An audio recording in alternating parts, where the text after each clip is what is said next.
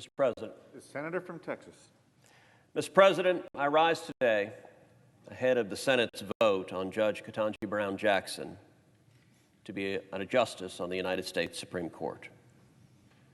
There are few responsibilities the Senate has that are more important than confirming judges and, in particular, confirming justices on the Supreme Court of the United States. The Supreme Court is charged with the responsibility of defending and upholding the Constitution and the Bill of Rights. It is charged with the responsibility of upholding the rule of law and protecting your rights and my rights. Now, Judge Jackson is someone that I've known personally for 30 years. She and I went to law school together. We were both on the law review together. Judge Jackson is someone that, on a personal level, she's smart, she's talented, she's charming. I've always liked Judge Jackson. But the responsibility given to the Senate is not to make an assessment on a personal level, but rather to assess a nominee's record and the kind of job they would do for the position to which they've been appointed. Now, many Democrats in this chamber and their cheerleaders in the corporate media insist that we cannot examine Judge Jackson's record.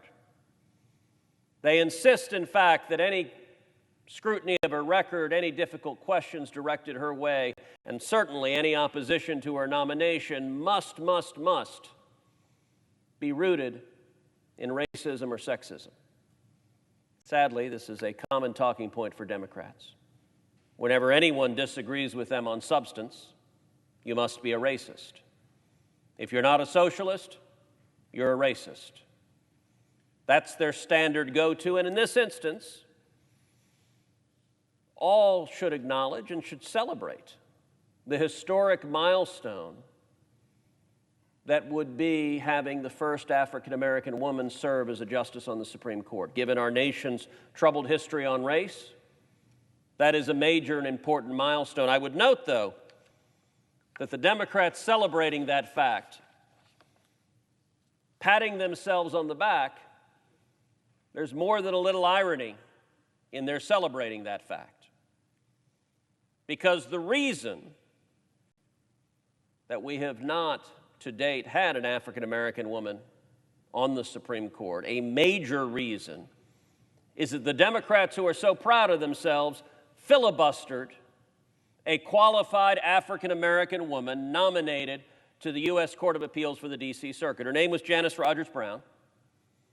She was a justice on the California Supreme Court, and 20 years ago, President George W. Bush, a Republican, nominated her to the D.C. Circuit. And Senate Democrats realized that a qualified African-American woman on the D.C. Circuit was a real threat to go to the U.S. Supreme Court. And Janice Rogers Brown is a conservative and a constitutionalist, and for Democrats, that was unacceptable. And so Democrats filibustered Janice Rogers Brown. Chuck Schumer filibustered Janet Rogers Brown. Joe Biden filibustered Janice Rogers Brown. Dick Durbin filibustered Janice Rogers Brown. Pat Leahy filibustered Janice Rogers Brown. Dianne Feinstein filibustered Janice Rogers Brown.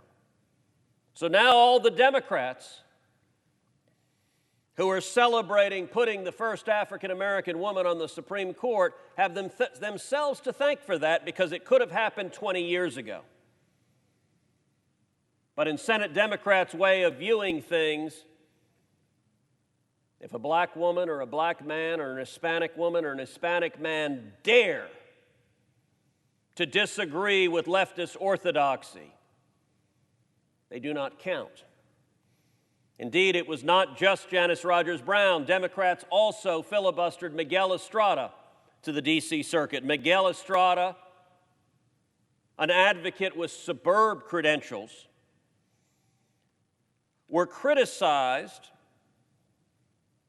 As the staff for Senator Ted Kennedy wrote at the time in internal memos, quote, they should filibuster him, quote, because he is Hispanic. Mr. President, this was before your time and my time in this body. But here's what Ted Kennedy's staff told him. They, quote, identified Miguel Estrada as especially dangerous because he is Latino. That is racism, which the Democrats put in writing. If you're black, if you're Hispanic, we will target you, we will filibuster you, we will block you. And that's what they did. And for that matter, that's what Democrats have done for 3 decades now to Justice Clarence Thomas, one of the greatest justices to ever serve on the U.S. Supreme Court. And yet, in Democrats' minds, he is not a black man because he dares disagree with their leftist ideology.